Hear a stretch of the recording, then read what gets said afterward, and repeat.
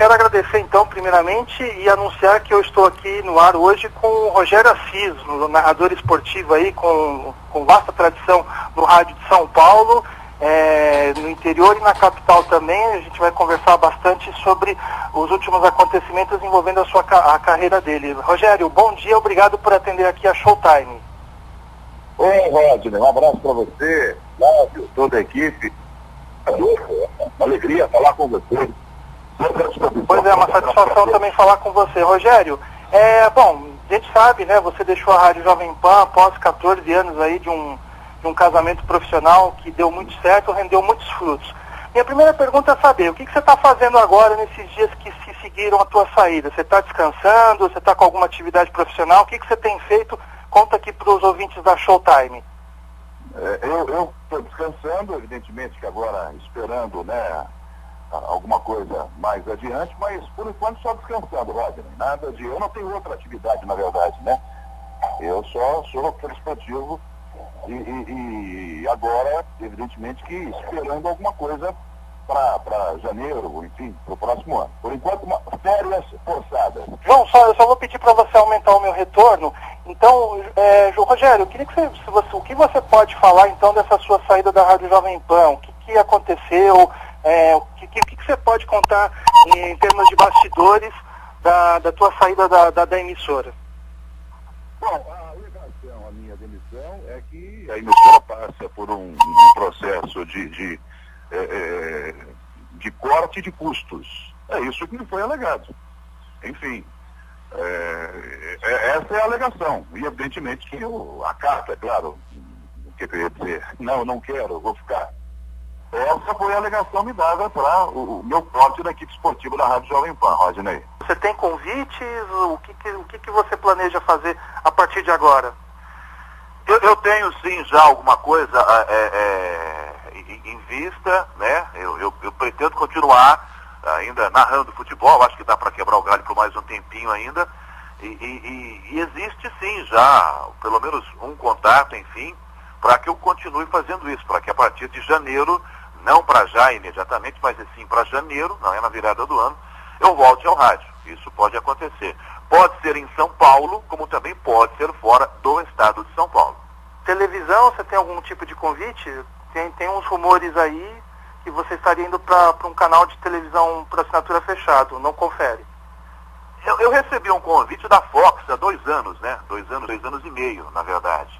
E naquela oportunidade, infelizmente, eu não aceitei, né? Infelizmente eu não poderia, e não aceitei à época porque, evidentemente, não me era conveniente, até para a própria Rádio Jovem Pan, naquele momento.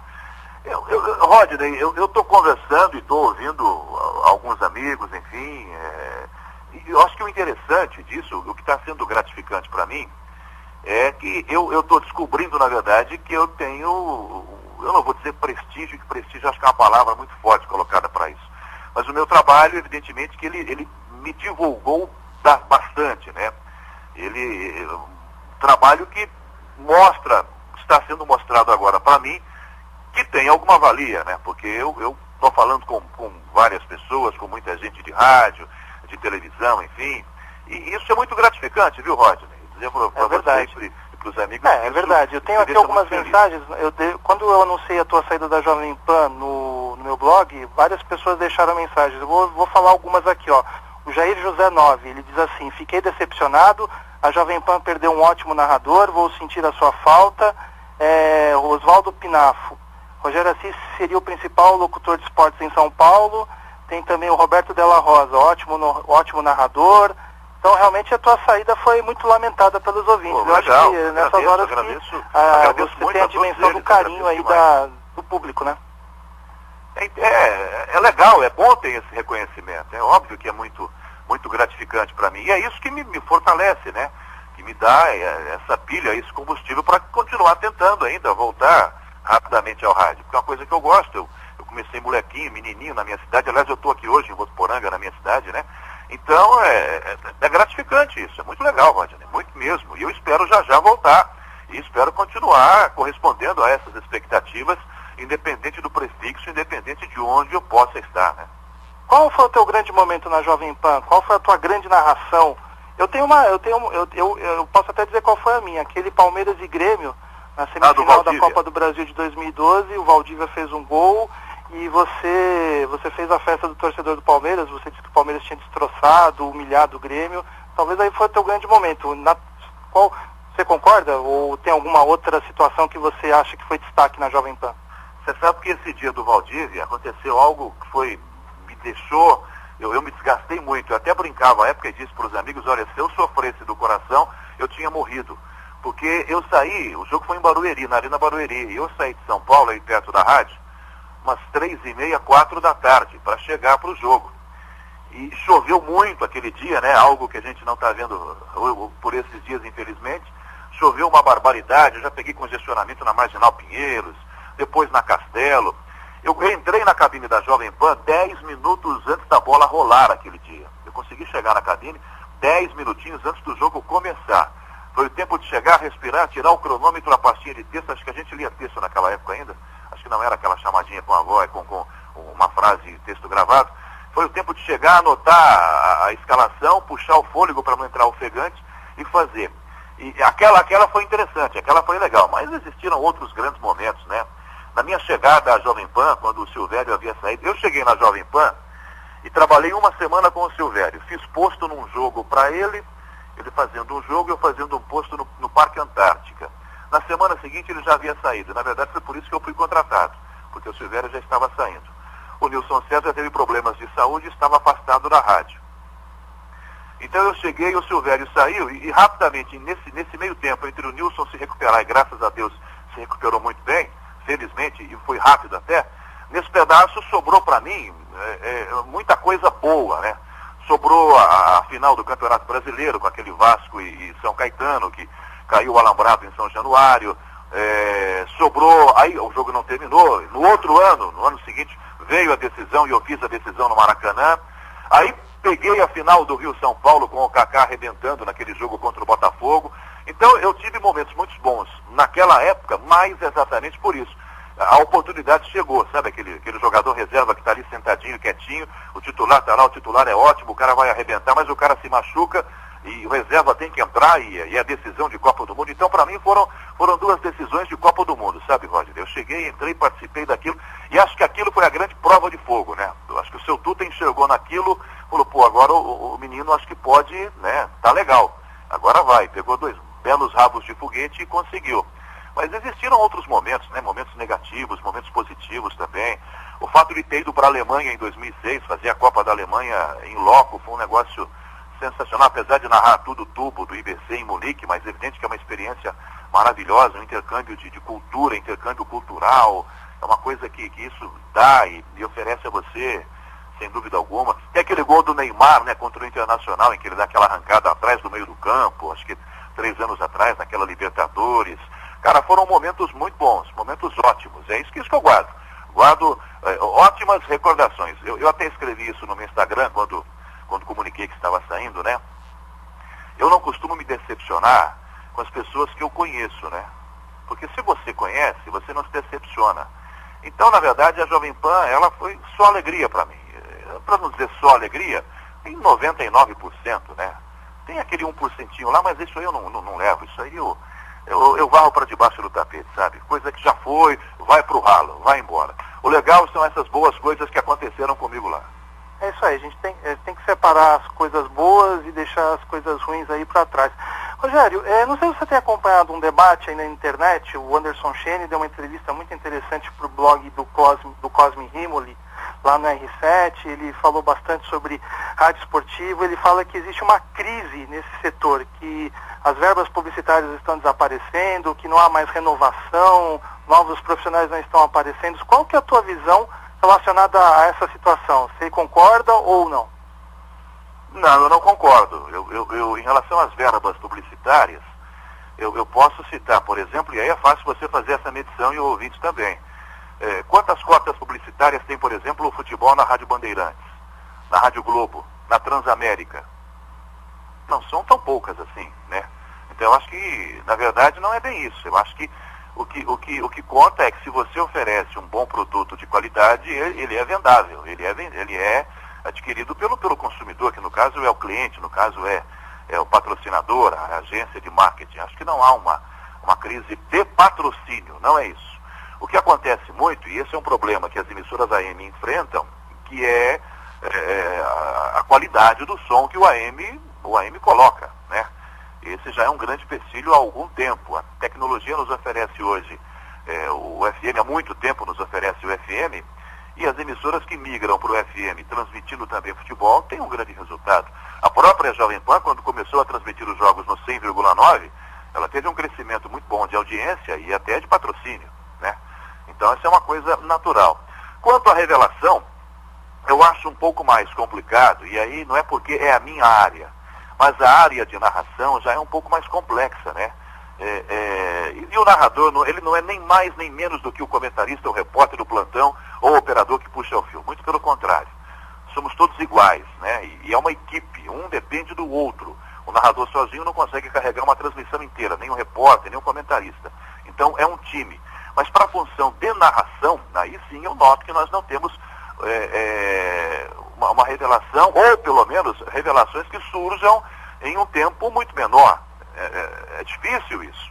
E esses meninos que estão surgindo agora, que têm boa qualidade, que são bons ainda, que são bons evidentemente, eles precisam evidentemente de um pouco mais de experiência, ou cancha, como a gente costuma dizer, né, na verdade, e isso é que é necessário. Mas eu não enxergo o fim do rádio. Eu comecei no rádio com 12 anos de idade, eu tenho 47 hoje.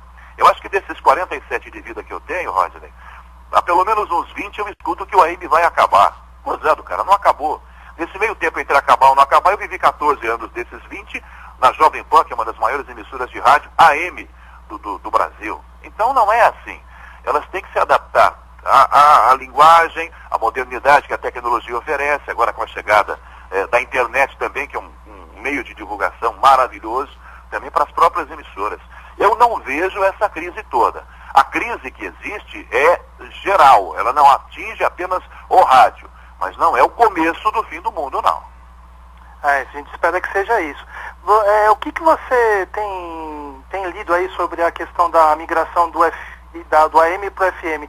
Você acha que realmente vai ser uma solução para essa faixa do setor? Qual que é a tua opinião? Você que inclusive trabalhou aí na parte técnica. Primeiramente, Rodney, eu acho um pouco complicado a gente falar. E há quanto tempo a gente fala sobre isso? Acho que pelo menos há uns 2 anos, né? E até agora nenhum progresso. O progresso que a gente viu foi a emissora, a Jovem Pan, por exemplo, sendo colocada nessa faixa de transmissão. Mas quem é que está ouvindo? Quem é que consegue? E o receptor? Eu acho que a coisa está muito lenta. O processo ainda é muito lento. E nessa eu tô meio que São Tomé. Eu quero ver para crer. Eu quero ver para crer. Eu quero ouvir para crer, na verdade. Quero esperar um pouco mais. Infelizmente, as coisas aqui no nosso país, e isso não foge à regra em relação à comunicação ou às comunicações, são lentas demais. E eu sinto que esse processo também aqui será lento. Eu acho que a gente vai aguardar pelo menos mais uns 3, 4 anos. Não sei se estou sendo pessimista, e você e os companheiros aí do site que acompanham muito mais de perto isso do que eu, podem até me desmentir. Eu adoraria que vocês me desmentissem aqui, dizendo que eu estou enganado e que isso aí vai começar daqui a pouco. E que já a gente vai ter o efeito disso sendo colocado para quem ouve rádio. A melhora será ótima, não se discute. A tecnologia que isso oferece é uma coisa sensacional. Mas quando é que isso vai acontecer de verdade, né, Rodney? Isso realmente eu acho que eu concordo com você, vai demorar um pouco, os testes estão acontecendo, mas ainda vai ser um processo que vai ser a longo prazo. Rogério, para encerrar, eu queria que você falasse um pouquinho do Esporte em Discussão, que talvez acho que é um dos grandes sucessos da Jovem Pan, um programa do qual você participou, e a gente notava, né, que havia opiniões assim muito fortes e, claro, o pessoal não concordava entre si e às vezes saiu algumas faíscas, né? Minha curiosidade, talvez a de muitos ouvintes, era tudo que terminava ali no estúdio, ficava alguma coisa, algum mal-estar, ou realmente... Há quem diga até que tudo aquilo ali era fake, era uma encenação. O que você pode falar sobre isso? Não, encenação não era. Encenação não era, da minha parte não. Eu posso dizer a você que geralmente não acabava assim que a luz terminava, a luz apagava às 2 da tarde, não. Eu não vou citar nome aqui, mas pelo menos um dos integrantes levava isso para fora. E não sei se continua, mas sempre levou. A gente saía do estúdio e a discussão continuava, ou comigo ou com outro participante. Não era fake, não era fake. O que a gente tinha entre nós, mas isso era quebrado, geralmente, era de se manter um certo respeito, né? Até porque você não pode, eu não poderia, por exemplo, brincar, e eu vou dar um nome aqui, porque posso dizer, por exemplo, eu não poderia dizer que o Flávio Prado era burro, besta, à 1 da tarde, e à noite eu estar anunciando ele numa transmissão como o melhor comentarista do Brasil, né? É estranho isso. Então, evidentemente, esse respeito que faltou, às vezes, entre nós, e eu cometi muito isso, mas também cometeram comigo, era algo que falei, pronto, é ao vivo, desculpa, não é assim, no próximo não faz mais assim. É claro que havia um policiamento, existia esse policiamento, mas não era fake. Isso eu posso dizer e garanto em relação à minha pessoa e em relação às pessoas com qual eu lidava. Algumas delas, comigo ninguém nunca combinou nada, ninguém chegou em mim e falou, olha, vamos fazer uma briguinha aqui. Não. As minhas opiniões eram as minhas opiniões. Eu acho até, e com certeza devo ter sido podado em alguma coisa, em pelo menos um começo de raciocínio ou um começo de frase, porque a minha opinião talvez não agradasse alguém. Mas eu nunca me chegaram, nem o seu Tuta, quando estava com a gente no dia a dia, vem, maneira aqui, fala isso, não fala aquilo. Muito pelo contrário. O seu Tuta era um incentivador do programa e gostou, por isso ele criou esse formato do programa. Não era fake, eu estou falando por mim. Se existia entre outras pessoas lá, isso eu também nunca vi. O programa não é fake. É óbvio que existe muito aquele momento de gargalhada, de se dar risada. E eu acho que isso é que passa às vezes para as pessoas, para os ouvintes, que existe isso, mas não existe. A coisa é séria. Tanto é séria que eu vou te dizer aqui, vou repetir, era levada para fora do ar. Era levada. Eu cansei de levar bronca para fora do ar. Levar bronca de fulano, de beltrano, porque, sabe? Mas era uma coisa boba, que daqui a pouquinho eu esquecia. Mas a coisa não era brincadeira, não. Não era. Eu repito aqui a você, não era. Se essa impressão era causada em alguns momentos, era por outra coisa, era por outro motivo. Até porque também o programa tem muita brincadeira, né? Brinca-se até demais, enfim. Com ou não excesso, evidentemente, mas fake nunca foi, Rodney. Então é isso aí. Então acho que agora deve ter resolvido a necessidade de várias pessoas. Diga, João. Uma mensagem do Marcelo de Carvalho aqui. João e Rodney, o fato é que a situação de desligamento do Rogério pegou todos nós de surpresas e eu acho que até o pessoal da mídia esportiva em geral. Tenho certeza que ele está na alça de mira de muitas emissoras. Desejo muita sorte para ele e estaremos torcendo. Marcelo de Carvalho. Pois é, então essa aí é mais uma mensagem, mais um indício aí do carinho aí do ouvinte. Quando o João começou a falar Marcelo Carvalho, mas será que é o diretor da Jovem? Não é. Não é. Será que eu pode ter certeza que não é. Aqui? Obrigado, Rogério, eu quero agradecer a tua participação. Obrigado pela sua disponibilidade. A gente teve esse tumulto aí no começo, talvez por causa do Rodney, eu vou sugerir a você que agende com o Marcelo uma entrevista para sexta-feira, porque aí com 1 hora eu acho que atende melhor, inclusive, nossos ouvintes, viu? O Rogério assistindo disponibilidade, o convite está aberto aqui para voltar a gente falar mais sobre esse universo maravilhoso do rádio. Exatamente, se tiver disponibilidade, marca com ele e já bota ele na sexta-feira no ar, Rodney.